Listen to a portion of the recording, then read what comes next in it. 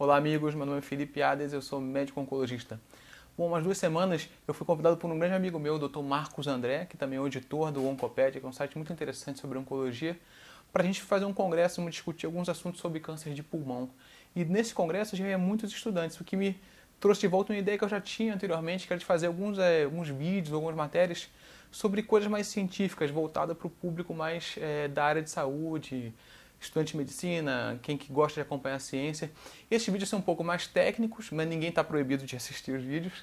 Lógico, se você ficar com alguma dúvida, porque vai ter termos técnicos, você só manda uma mensagem que a gente tenta responder. Então existem 2 artigos que eu selecionei para esse primeiro vídeo que me chamaram muita atenção nesses últimos meses, né? O primeiro artigo, na verdade não é nem um artigo, foi uma publicação que saiu num congresso de pediatria, que é um trabalho de um grupo sueco, lá do Karolinska Institute, que é o mesmo instituto que dá o prêmio Nobel, em que os pesquisadores, a pesquisadora principal aqui é Emily Benny, ela comparou o risco de câncer entre pessoas de diferentes alturas. Ela queria ver se pessoas mais altas tinham mais câncer. E ela comprovou, muito curiosamente, que quanto mais alta é a pessoa, para cada 10 centímetros a mais, o risco aumenta em 18 a 11%. O que é bastante curioso, né? E a gente vai olhar os dados, realmente é bastante consistente. Ela olhou isso em 5 milhões e 500 mil pessoas na Suécia, com alturas entre 100 centímetros e 2,25 metros, né? Lá na Suécia deve ter bastante gente alta, então deu para ela comparar isso. Uma das hipóteses para esse aumento de câncer é que na Suécia, que pessoas mais altas, elas têm mais células. Então, como as células se replicam e podem acontecer mutações ao acaso, mais células se multiplicando aumentariam o risco de câncer. Isso é bastante interessante a gente pensar e é um pouco, eu diria que deixa a gente mais preocupado, né? Porque é um fator de risco que a gente não teria como controlar. Lógico que isso é uma hipótese, mas é uma hipótese interessante, faz sentido, então a gente tem que ficar um pouco mais de olho.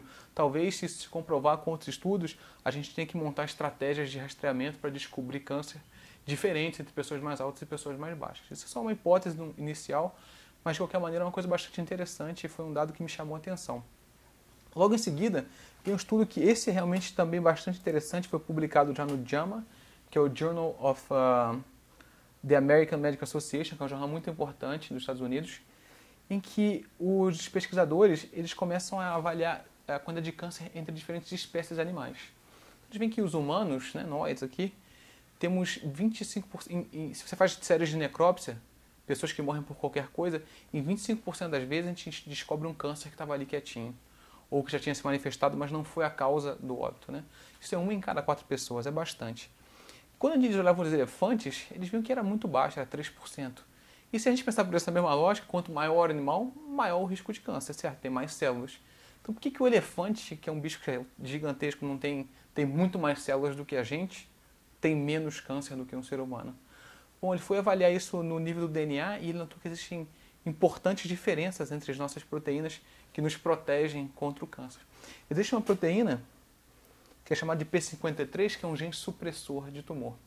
Ele fica avaliando a replicação celular e aí bloqueia alterações carcinogênicas. Tem um papel de correção do DNA. O ser humano tem 2 dessas proteínas, né? Uma que vem da mãe e uma que vem do pai. Quando você tem uma falha dela, o teu risco de câncer já aumenta bastante. Os elefantes têm em torno de 40. É muito mais do que a gente. Então você tem a falha de uma, ainda sobram 39. Então aí não é só a lógica do tamanho, quanto maior o animal, maior a chance de câncer. Na realidade aí você tem uma genética diferente. A genética do elefante protege muito mais o elefante de câncer do que a genética humana, porque eles têm mais genes supressores de tumor do que os seres humanos. Isso é um dado bastante interessante e que faz a gente pensar que talvez a gente tenha que ter outras abordagens de desenvolvimento de medicamentos, né? Talvez a gente tenha que investir um pouco na supressão ou na estimulação de genes de supressão tumoral. É uma coisa bastante difícil de ser feita, mas gera uma hipótese interessante, um outro fronte que a gente pode investir no futuro para desenvolver medicamentos contra o câncer. Bom, esses eram os 2 artigos que eu tinha para falar por hoje.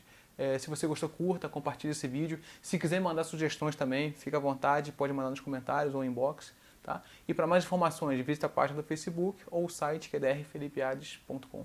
Isso aí, um abraço, até a próxima.